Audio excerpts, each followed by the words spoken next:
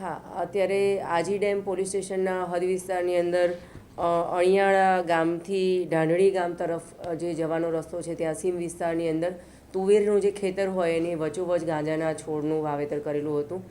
અને અમારા Aji dam police સ્ટેશનના થાણા ઇન્ચાર્જ શ્રી એ બી જાડેજા સાહેબ અને એમનો ડિસ્ટાફ જે છે એમની આ સારી કામગીરીના લીધે આ શોધી કઢાયું છે. આ જે છે એનું કુલ જે વજન 380 કિલોગ્રામ 223 કિલોગ્રામ થશે અને 1,11,00,000 રૂપિયાની એનો મુદ્દામાલ થશે અને એક મોબાઈલ. હાલમાં તો જે ભાગીઓ કહેવાય એટલે કે ભાગીદાર જે છે હનાભાઈ સવાભાઈ ગાબુ એને આપણે એરેસ્ટ કરેલા છે.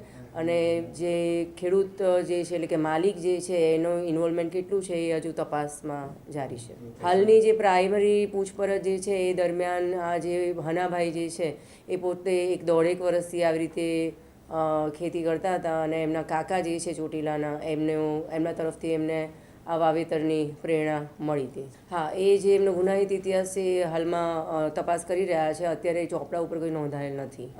ના, એ પણ હજુ આપણે તપાસ કરીશું, કારણ કે જે રીતે નશામુક્ત ગુજરાતનું અભિયાન આપણે ચલાવી રહ્યા છે એના હેઠળ સ્પેશિયલ ઓપરેશન ગ્રુપ અને તમામ થાણા ઇન્ચાર્જને સેન્સિટિવ કરવામાં આવ્યા છે. એટલે માનનીય પોલીસ કમિશનર શ્રી અને અમારા ડીજીપી શ્રીની સૂચના હેઠળ રોજે રોજ આવી રીતે અલગ અલગ મોડેસ ઓપરેન્ડીથી જે પણ ખેતી કરતા હોય કે વેચતા હોય તો એના માટે આપણે કામ કરી રહ્યા છે.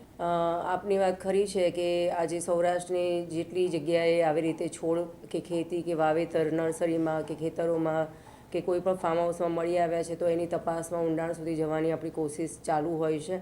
તમામ તપાસ એજન્સી આની અંદર ઊંડી પણ ઉતરતી હોય છે. પણ હાલમાં હજુ આ તપાસનો વિષય છે એનું હું કહી નાખીશું. ના, અત્યારે હાલમાં એ નથી આવેલો.